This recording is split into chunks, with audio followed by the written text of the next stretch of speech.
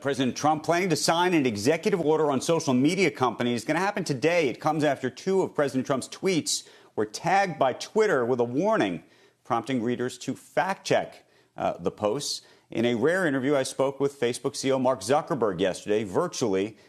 We did that yesterday afternoon, and I asked him what he thought of Twitter's move.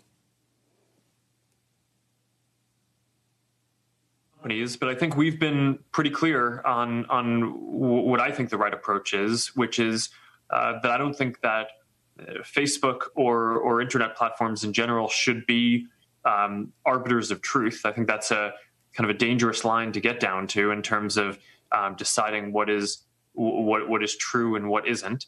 And I think political speech is one of the most sensitive parts in a democracy.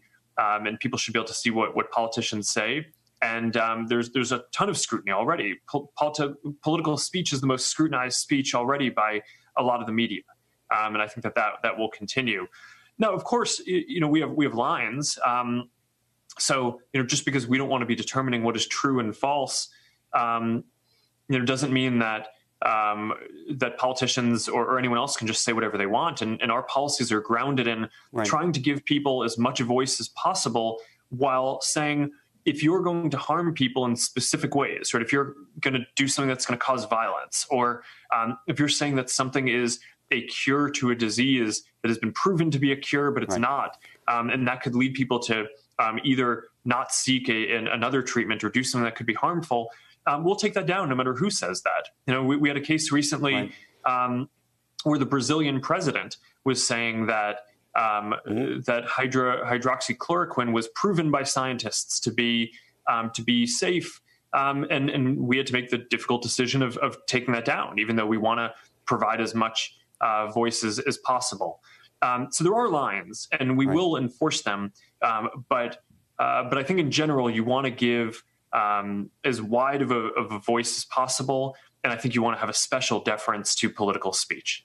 But as we get closer to the election and commentary around the election and questions even about whether we're going to have a constitutional crisis, I mean, that has already come up. Could you see yourself fact-checking certain things that are coming either from the White House or other politicians in the United States? So, I mean, let me be clear about what we do. For misinformation more broadly, we have a program to make sure that the things that are spreading virally on Facebook aren't complete made-up hoaxes. So if you look at whatever the top 1,000 or 10,000 links are that are being shared in a given day, some of the stuff that people share on the internet is real junk, and it's completely made up, and you don't want that stuff to be the stuff that's going the most viral. So we have a program where we work with independent fact checkers on that to make sure that things that are completely hoaxes can be limited in their spread. Right. But that's the point of that program isn't to try to parse words on is something slightly true or false. It's really to catch the worst of the worst stuff. In terms of political speech, again, I think you want to give broad deference to the political process and political speech, but there are lines. If we have very clear policies on voter suppression, for example, that if you mislead people on when they can vote or how they can vote in a way that is going to have an effect where people might think that they're voting and exercising their right to vote, but actually aren't because they show up on the wrong day or vote or think that they're voting but are doing something that isn't actually voting, then we're not going to allow that. We'll take that down no matter who says that.